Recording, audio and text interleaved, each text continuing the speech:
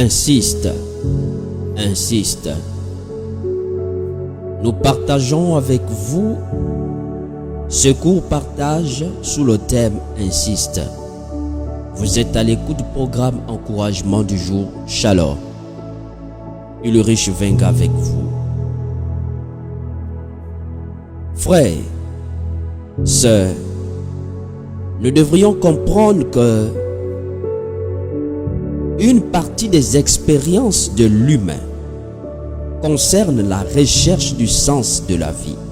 Nous vivons alors des expériences par lesquelles nous cherchons à conférer par la suite un sens.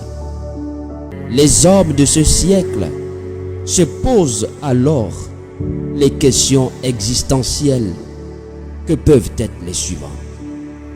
Qui suis-je, par exemple? Pourquoi je suis né? Quel est le but de mon existence? Que dois-je faire? Etc. Au regard de sa manière de vivre, au regard des difficultés, la plupart du temps, on en arrive là. Quand on a eu à essayer et cela n'a pas marché. Quand on a eu à insister et cela n'a pas marché. Quand on a eu à se battre dans la vie et là on a l'impression que nous tournons en rond. Quand on a eu à chercher et on ne trouve pas. J'ai reçu dans cet élan des témoignages. Quelques personnes qui m'ont écrit un jour et qui m'ont dit: grand frère, j'ai essayé après mon examen d'avoir de l'emploi, mais toujours rien. J'ai essayé, j'ai tenté des concours, ça ne marche pas. Je me suis mis à gauche, à droite, cela ne marche pas, ça n'a pas fonctionné. J'ai remis des dossiers à quelqu'un, cela n'a pas fonctionné. Grand frère, au final, je voudrais tirer une conclusion. Ma vie est bloquée par le diable. Les autres m'ont écrit: ça fait plusieurs mois que je cherche des stages, il n'y a rien. Il n'y a toujours rien. Et finalement, ils tirent toujours la même conclusion. Le diable a bloqué ma vie. Et à tous ceux qui passent par des situations similaires, tous ceux qui ont l'impression que la vie n'a pas de sens, tous ceux qui cherchent un repère, tous ceux qui cherchent un chemin, je voudrais te dire, frère, écoute-moi, sœur, maman, papa, écoute-moi. Il y en a qui se sont battus après quelque temps et ont baissé les bras. Il y en a qui ont essayé, à force d'essayer, à force de toujours répéter, ça ne marche pas. Ils ont baissé les bras. Ce matin, je voudrais dire à quelqu'un: ne baisse pas les bras. Voyez-vous, l'une des choses que nous, étant que fils du royaume, nous devrions faire, c'est d'avoir la notion de la compréhension des temps. Nous devons comprendre qu'avec le temps, le niveau de combativité n'est plus le même. Nous devrions comprendre qu'avec le temps, les méthodes ne sont plus les mêmes. On comprend avec le temps que l'on n'apprend plus pour avoir l'emploi. Mais nous travaillons pour avoir la connaissance afin de créer de l'emploi. Nous travaillons afin d'avoir la connaissance pour pouvoir se frayer un chemin. Nous devrions aussi comprendre que nous ne sommes pas pareils. Chacun est spécial. Chacun arrive dans ce monde avec une mission spéciale, avec un but, mais que nous devions découvrir auprès de Dieu. Et quand tu as pris la peine de découvrir quelle est ta raison de vivre, pour quel but tu existes, quand le Seigneur met dans ton esprit une vision, je voudrais te dire qu'à partir du moment où tu as compris quelle est ta vision, quel est le but pour lequel tu vis, intègre maintenant la mentalité d'un gagnant. Parce qu'il y a le fait d'avoir une vision et le fait de l'accomplir. Entre le fait de recevoir une vision et le fait et l'accomplissement de cette dernière, il y a entre cet écart un bon nombre de chemins à parcourir. Et ce n'est pas un chemin aussi facile, c'est un chemin jalonné de combats, jalonné de défis. Je m'en vais donc inviter quelqu'un à croire qu'il n'y a pas de raison de baisser les bras, car il y a dans cette vie des gens qui ont connu des situations plus compliquées, des gens qui ont connu des situations plus complexes. Il y en a qui ont bataillé pendant plusieurs années, pendant plus de 10 ans. Il y en a qui ont bataillé. Il n'y a pas de raison de lâcher. Demande à Joseph, demande à Isaac, demande à Abraham, demande à Sarah. Et même dans cette vie, il y a des personnes qui ont bataillé.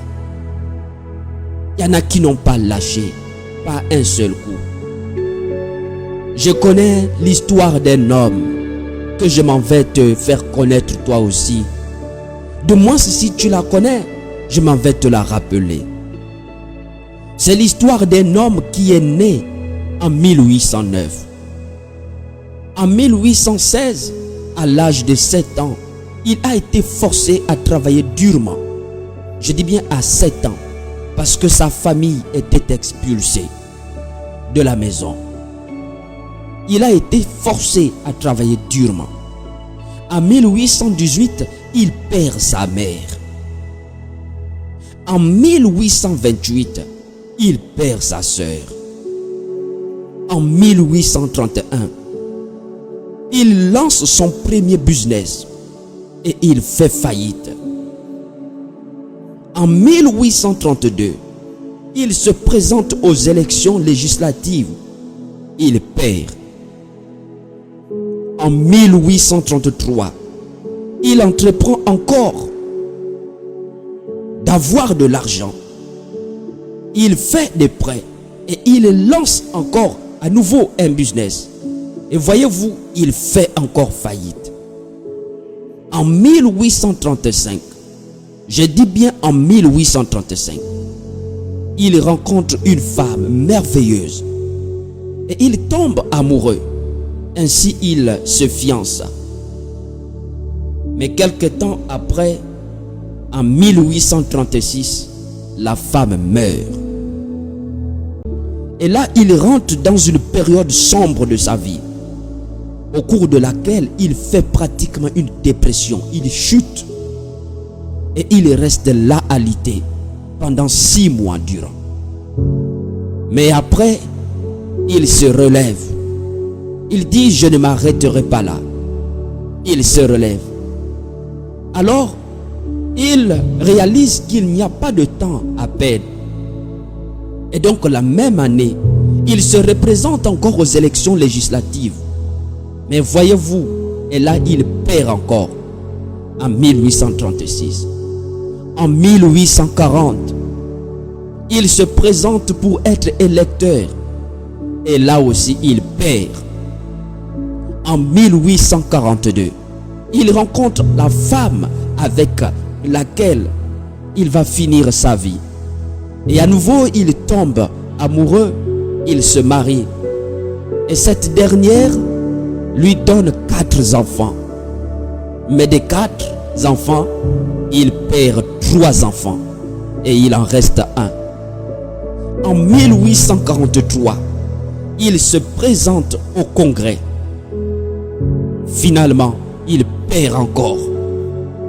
En 1845, il se présente de nouveau au Congrès et il perd de nouveau.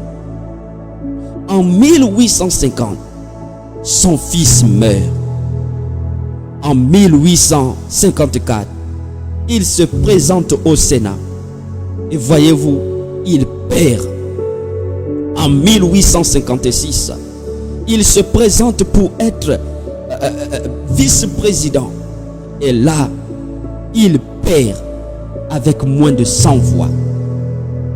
En 1858, il se présente de nouveau au Sénat. Et là, il perd encore. Je dis bien, il perd encore.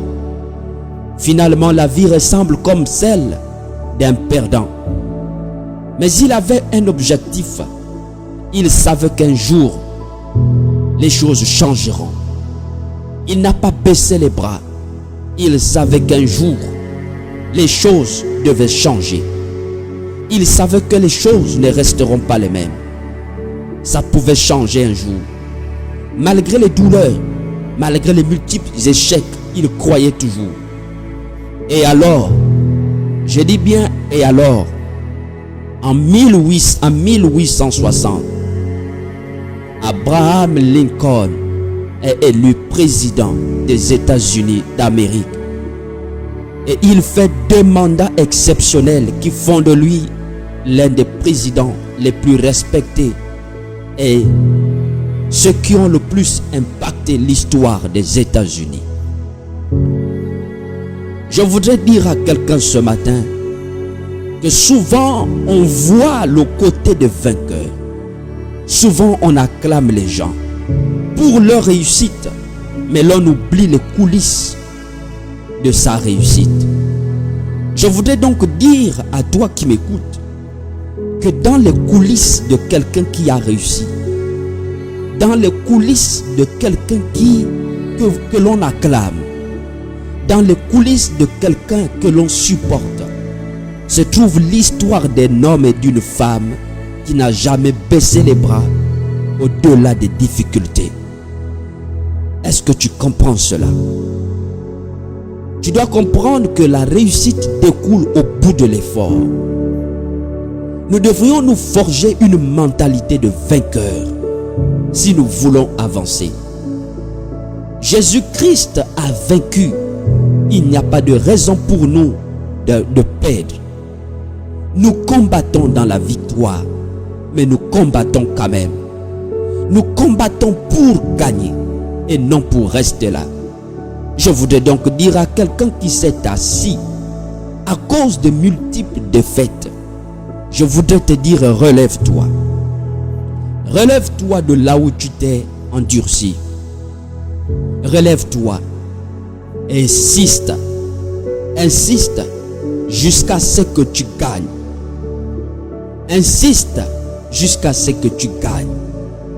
Insiste jusqu'à ce que tu réussisses. J'ai dit à quelqu'un, insiste jusqu'à réussir. Ne baisse pas les bras. Ne baisse pas les bras. Demain, dans les coulisses de ta réussite, se trouvera ton histoire. L'histoire d'un homme qui n'a jamais baissé les bras. Je dis bien l'histoire d'un homme ou d'une femme qui n'a jamais baissé les bras malgré les difficultés. Mais quand tu combats aussi, n'oublie pas que dans tes combats, le Seigneur est avec toi. C'est pourquoi, quand tu souriras, ne le quitte pas.